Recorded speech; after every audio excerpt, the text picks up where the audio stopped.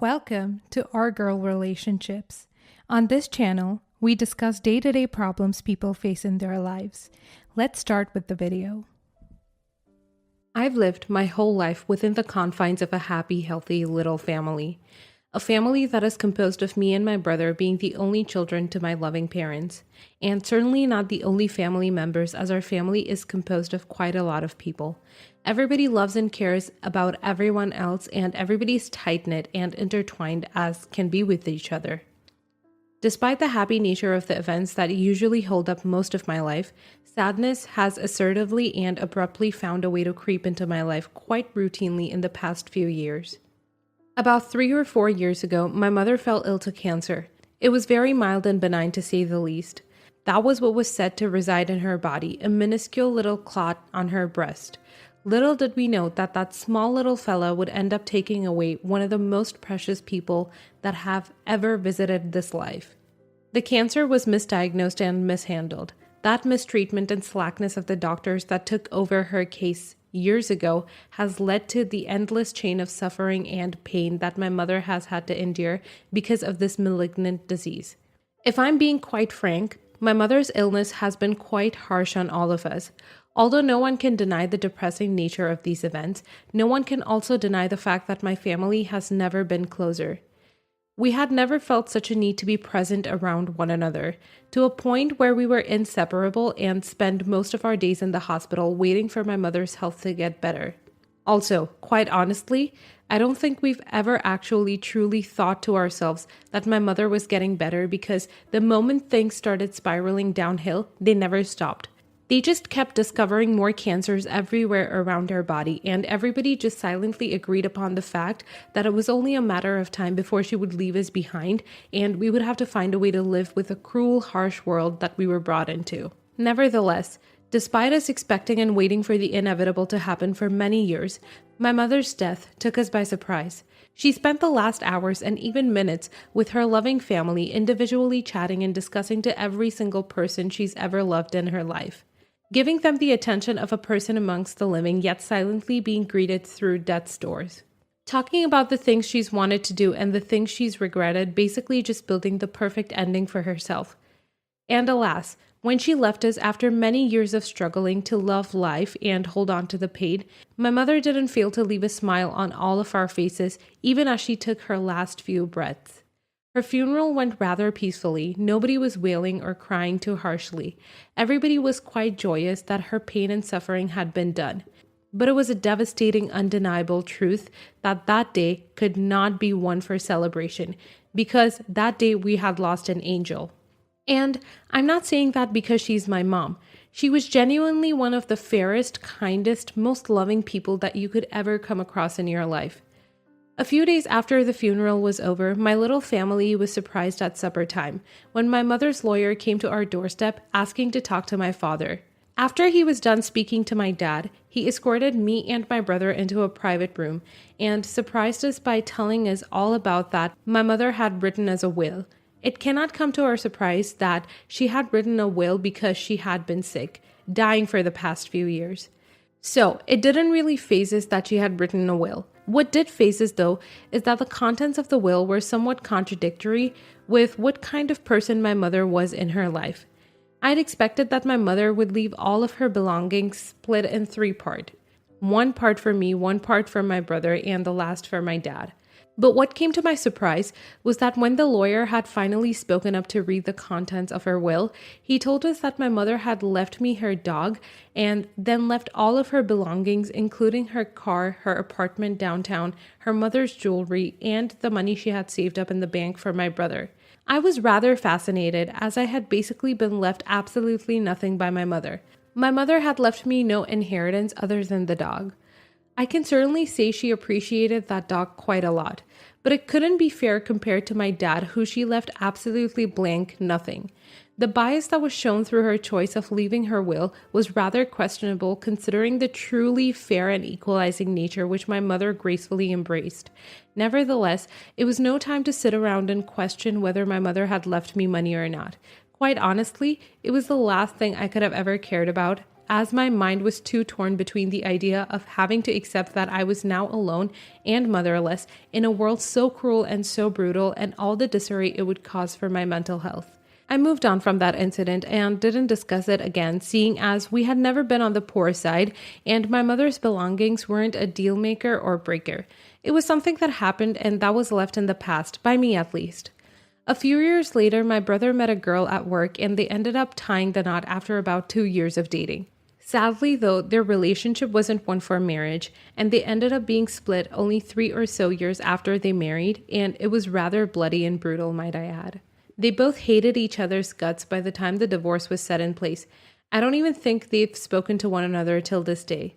Anyway, following my brother's divorce, his ex-wife and I met up at a coffee shop to her request.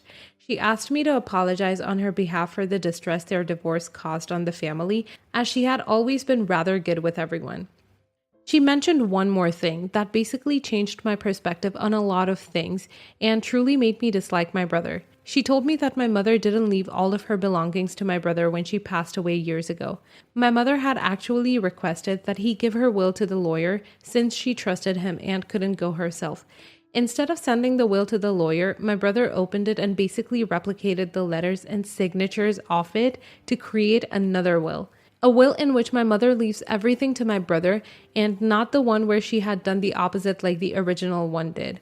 My brother had been really struggling financially at the time and found fraud and lies could get him out of it.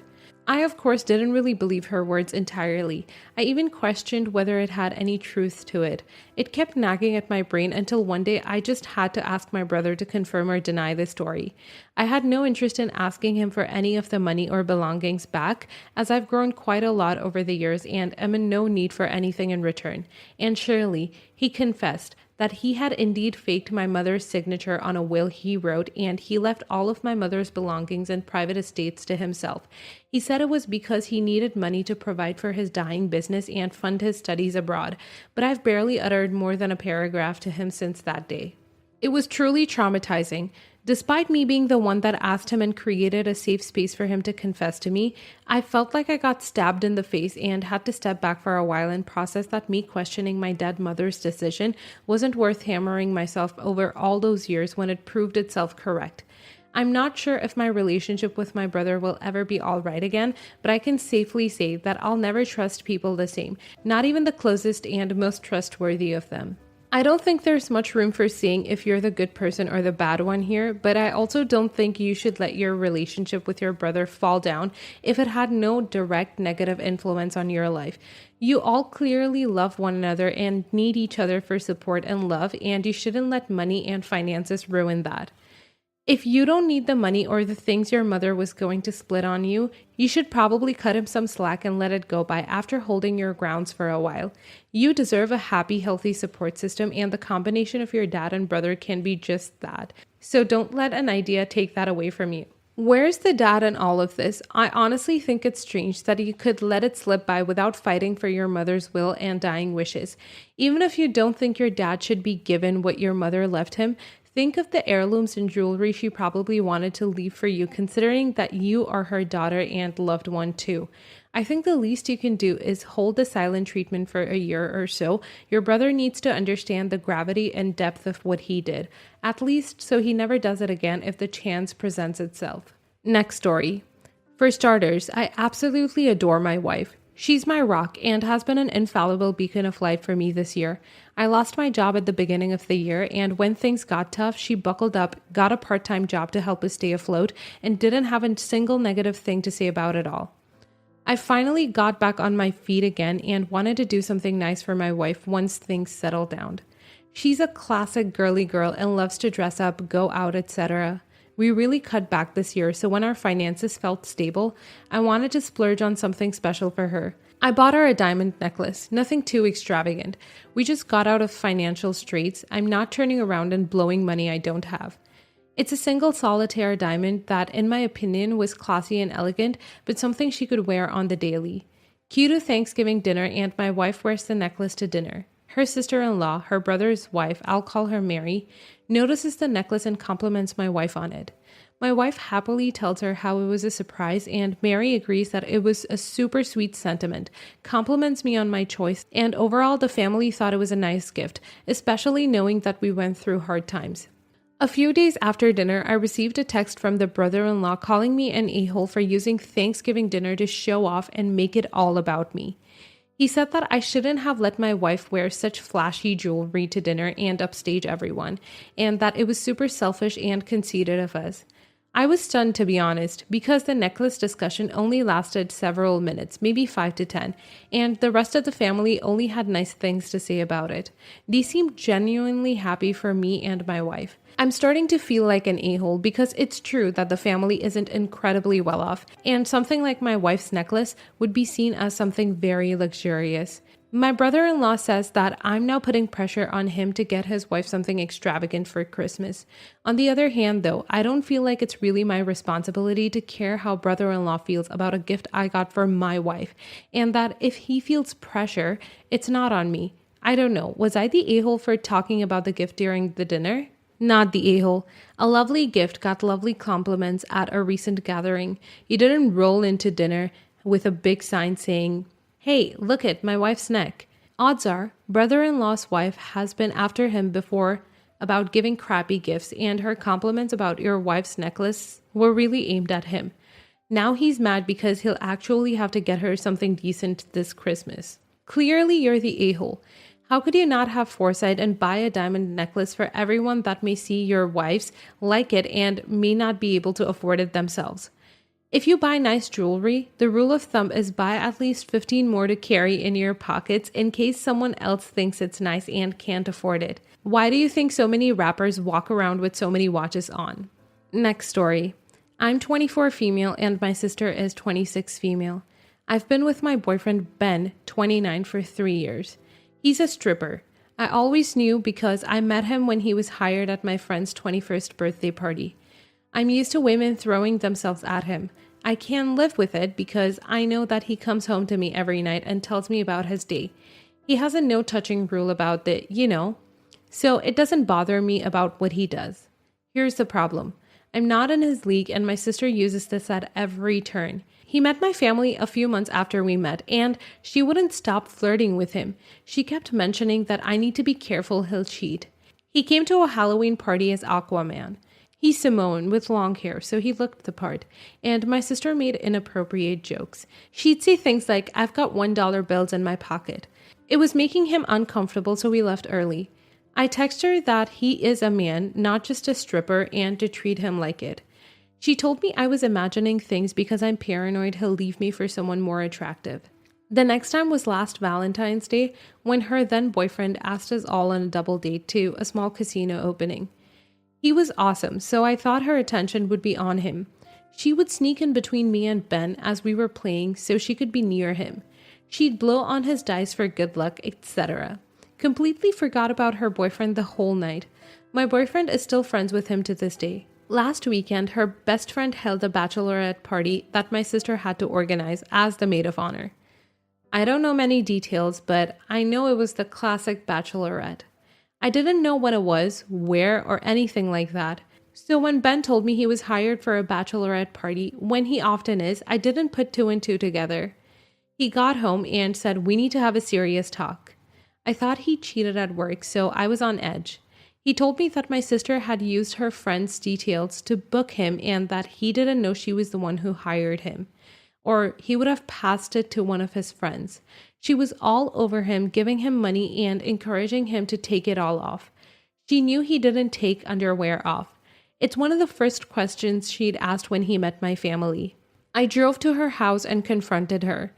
She told me he was the only stripper she knew and that she had an obligation to hire one for her friend's party because she was like a sister to her. I am her sister. She said he was lying about that night and that she took a backseat. She said it was all in my head because I knew he would leave me. I called her a manipulative witch, using her friend as a way to get what she wants and for trying to put this on me out of jealousy, and she closed the door and called my father. That just so happened hated me being with a stripper anyway. They're both mad at me for making it personal and causing drama in the family. I've just had a talk with Ben and we discussed it. I asked if he wanted to take a break until I made my sister not, well, be her. He didn't want that. I said I would support him taking legal action against her, but he's convinced that being a stripper sets him back already. Not the a-hole. I'd keep your sister away from your relationship, not because it seems like you have to worry about him, but you do have to worry about her and her intentions. Not only that, but she makes both him and you very uncomfortable with her words and actions towards him. She may try and sabotage your relationship by the sounds of how she's already being. Time to separate yourself from her for a while. Not the a-hole. Sounds like time to spend less time with your sister and dear old dad. Your boyfriend sounds fantastic with good boundaries and a strong self-esteem, and you should take a page from his book. He isn't out of your league. He's with you because he wants to be with you, and that's what's most important. Don't subject him or yourself to your sister's bad behavior anymore. She's definitely jealous that she can't stay in a relationship with a decent man due to that glaring, ugly personality of hers. Keep your chin up and your boundaries firmly in place. Next story. My sister started a company last year. I was feeling stifled in my last career path and I wanted to do something different. I jumped in with my sister. It meant a massive pay cut and increase in responsibility. We can live comfortably off his income, so we didn't change our lifestyle at all. I'm learning new things every day. I loved working with my sister. She's smart and talented. There is always a new challenge that we have to solve. I'm doing things that I never imagined I could. The hours are longer, but I love every second of it. We were supposed to go out last week, but I had to cancel because we had an issue with a vendor which needed to be dealt with. I apologized, but he is very upset about it. I've had to prioritize the business a few times before, but he always has been understanding. I usually get back home after he's gone to bed, but he was waiting for me that day. He was stewing and he was really angry. He said I was being an errand girl for my sister and I should realize my own value. He said my job was an absolutely crappy deal for our family as I was gone longer and we made less money. He said he wanted me to quit my job and find something which paid better. I told him that I wouldn't be quitting. I loved what I did and I hated that he was undermining my work. He just stopped arguing with me and said we could talk about it later. I feel like an a-hole because this is literally the first time my husband is this angry and bitter. I've never seen him this upset. He's being very withdrawn and he is purposely working longer hours so we don't really see each other. I feel like I messed up here. My husband is upset and hurt and I don't want to quit at all. Oh boy, do you want to stay married? He's upset that you're working more hours and bringing in less money. That is a very valid complaint from a partner. Basically, you're sacrificing your relationship time and not exchanging it for any benefits. Less money is also less comfort and time in the future. What you're doing with your sister makes you feel great, but that is 100% for you, not your relationship. First off, this is your sister's company. You're working all those extra unpaid hours to benefit her. You should be a partner or work a reasonable amount for what you're paid. But you definitely need to stop pretending that your husband is unreasonable for wanting a marriage. You're the a-hole. As the only wage earner in my family, I would be pretty unhappy if my husband did what essentially sounds like a hobby until after I had gone to bed. You're putting pressure on him to keep earning while not providing your fair share of either money or time. It sounds like you're living a fun life with your sister while he just pays the bills and eats and watches TV alone each evening. I'm going with you're the a-hole.